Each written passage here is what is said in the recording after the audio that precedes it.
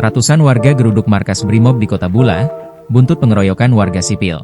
Ratusan warga mendatangi markas Kompi Brimob di Kota Bula, Kabupaten Seram Bagian Timur, SBT, Senin, 22 September 2025. Aksi massa itu buntut dugaan pengeroyokan warga oleh sejumlah personil Brimob.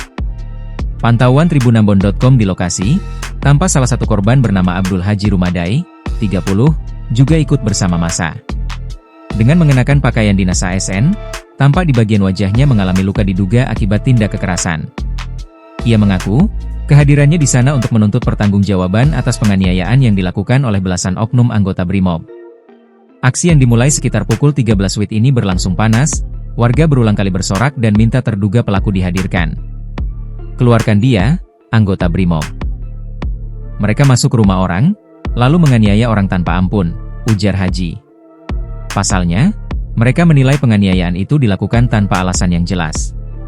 Korban dianiaya tanpa tahu apa masalahnya. Korban sampai babak belur. Karena itu, kami meminta pelaku penganiayaan dipecat dari kesatuannya, lanjutnya.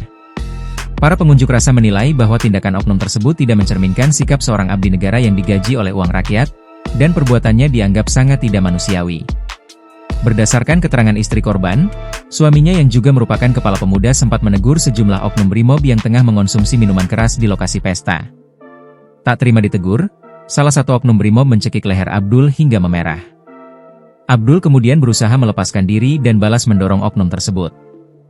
Saat itulah, beberapa pemuda lain yang melihat kepala pemuda mereka dicekik langsung ikut memukuli anggota Brimob. Masalah tersebut sempat dilaporkan ke Polres SBT pada Minggu, 22 September 2025, siang. Abdul juga telah berkoordinasi dengan Wakapolres untuk bertemu setelah makan siang. Namun, sebelum pertemuan itu terjadi, 11 oknum Brimob datang ke rumah Abdul dan langsung melancarkan tindakan kekerasan terhadap dirinya. Mirisnya, peristiwa yang terjadi di kediaman korban ini tidak hanya menimpa Abdul, tetapi juga istri, anak-anak, dan keluarganya. Download Tribun X sekarang. Menghadirkan lokal menjadi Indonesia.